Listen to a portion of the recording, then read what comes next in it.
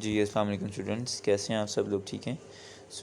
हम जो है वो केमिस्ट्री का चैप्टर नंबर 7 इलेक्ट्रोकेमिस्ट्री स्टडी कर रहे हैं, जिसके अंदर से हमने काफ़ी ज़्यादा चीज़ें जो है वो कवर कर ली हुई हैं इस चैप्टर के अंदर। आज हमारा जो टॉपिक है वो गैल्वेनिक सेल है। ठीक है, गैल्वेनिक सेल हम देखेंगे कि क्या चीज़ है। The electrochemical cell in which a spontaneous chemical reaction takes place and generates electric current is called galvanic और voltaic cell। यानी इलेक्ट्रोकेमिकल सेल की हमारे पास एक टाइप है, क्योंकि हम इलेक्ट्रोकेमिकल सेल्स पढ़ रहे हैं।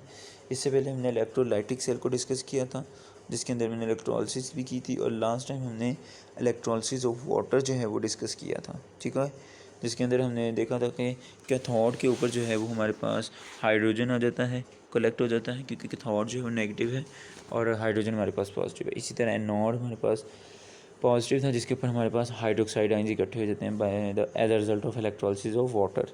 तो आज हम गैल्वेनिक सेल को डिस्कस करेंगे। गैल्वेनिक सेल हमारे पास इलेक्ट्रोकेमिकल सेल की एक टाइप है, जिसके अंदर स्पॉन्टेनियस केमिकल रिएक्शंस होते हैं और ये इलेक्ट्रिक करंट प्रोड्यूस करते हैं। ठीक है, एक ऐसा सेल जिसके अंदर केमिकल रिएक्शंस हों और वो as a result electric current produce करे, यानी हमें करंट खुद देना ना पड़े।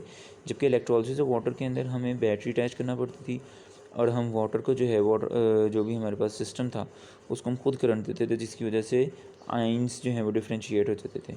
लेकिन गैल्वेनिक सेल के अंदर हमारे पास ऐसा एक सिस्टम है जिसके अंदर केमिकल्स जो हैं मटेरियल्स आपस में रिएक्ट करेंगे और केमिकली रिएक्शन के बाद ये करंट पैदा करते हैं सेल के अंदर। Example of this type of cell is a Daniell cell.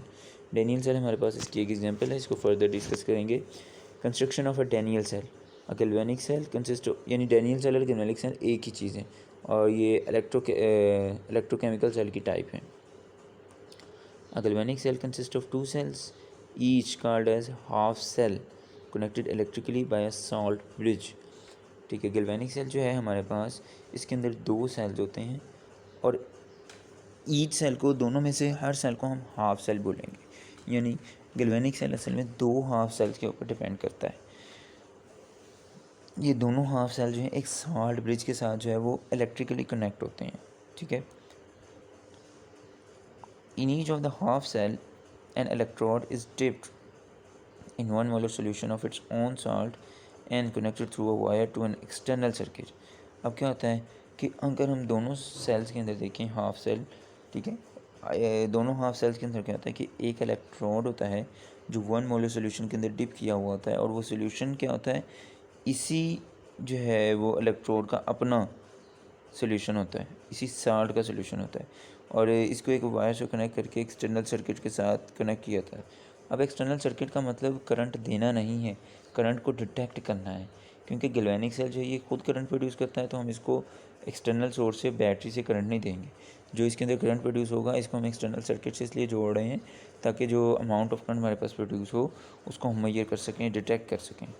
Salt bridge is a U shaped glass tube. हमने जो अभी ऊपर एक चीज़ पढ़ी, सॉल्ट ब्रिज, यानी जिससे हमारे हाफ सेल्स जो हैं ये इलेक्ट्रिकली कनेक्ट होते हैं, इसको हम बोलते हैं सॉल्ट ब्रिज। ये एक यू शेप की ग्लास ट्यूब होती है। It consist of saturated solution of strong electrolyte supported in a jelly type material. Strong electrolyte mean ऐसा इलेक्ट्रोलाइट जो करंट की प्रेजेंस में ज़्यादा आयंस बनाए। तो सॉल्ट ब्रिज असल में हमारे पास एक यू शेप्ड ग्लास ट्यूब होती है, जिसके अंदर क्या होता है कि एक सैचुरेटेड सोल्यूशन होता है स्ट्रॉन्ग इलेक्ट्रोलाइट का, और supported in a jelly type material. एक जेली टाइप मटेरियल के अंदर जो है ये क्लोज होता है। यहाँ पे हमारे पास प्योर एक गैल्वेनिक सेल का सिस्टम नज़र आ रहा है, जिसके अंदर हम इसको इस डायग्राम के थ्रू देखेंगे। हम देख सकते हैं कि हमारे पास दो सेल्स हैं, एक जो है वो रॉड इसके अंदर डिप है, दूसरा जो हमारे पास इलेक्ट्रोड है वो इसके अंदर डिप है। तो इन दोनों को हम इंडिविजुअली बोलेंगे हाफ सेल। एक है सेल हमारा लेफ़्ट साइड पे है, दूसरा हाफ सेल हमारा राइट साइड पे है। अब आप गौर से देखें, जो लेफ़्ट साइड वाला हाफ सेल है इसको जो है वो एनोड हम बोल रहे हैं, because it's a negative cell.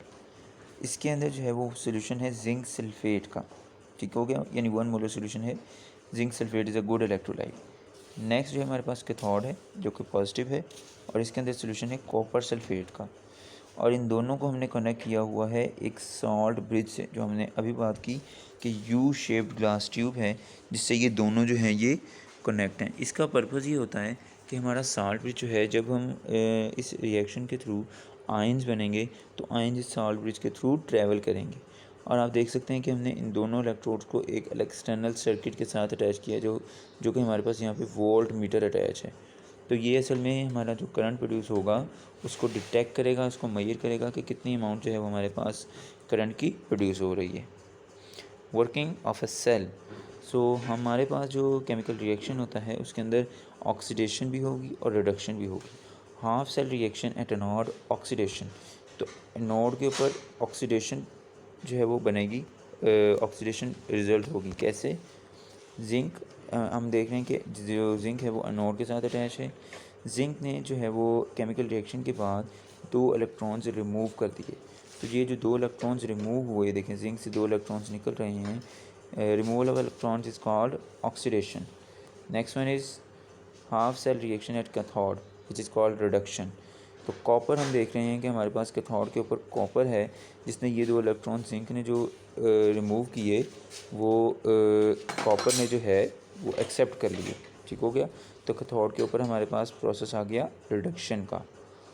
Overall galvanic cell is the sum of these 2 half cell reaction. जब इन दोनों के जो सम है उसको हम देखेंगे कि जिंक प्लस कॉपर, जिंक ने 2 इलेक्ट्रॉन्स दे दिए, जिंक के ऊपर 2 पॉजिटिव चार्ज आ गया, और यही 2 इलेक्ट्रॉन जो है कॉपर ने जो है वो एक्सेप्ट कर लिए, तो कॉपर 2 पॉजिटिव के साथ न्यूट्रल हो गया।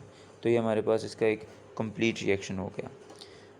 As a result of redox reaction electric current is produced. अब जब ऑक्सीडेशन और रिडक्शन रिएक्शन होंगे, यानी इलेक्ट्रॉन मूव करेगा और इलेक्ट्रॉन एक्सेप्ट करेगा, तो मूवमेंट ऑफ इलेक्ट्रॉन से हमारे पास इलेक्ट्रिक करंट प्रोड्यूस होगा। The batteries which are use for starting automobiles, running calculators and toys and to lit the bulbs work on the same principle. यानी जो हम गाड़ी स्टार्ट करते हैं, हमारी जितनी भी ऑटोमोबाइल्स हैं उसके अंदर यही इलेक्ट्रिक करंट प्रोड्यूस होता है। हमारे जितने भी कैलकुलेटर्स हैं और टॉयज़ हैं इनको हम जो चलाते हैं, और इसके साथ साथ टू लिट द बल्ब्स, यानी जो बल्ब होता है उसको जलाने के लिए भी हमारे पास यही प्रोसीजर, इसी प्रिंसिपल के अकॉर्डिंग हम जो है वो फॉलो करते हैं। तो हमारा गैल्वेनिक सेल भी जो है कंप्लीट हो गया है। इंशाल्लाह नेक्स्ट जो है वो यहीं से जो है कंटिन्यू करेंगे। Thank you so much.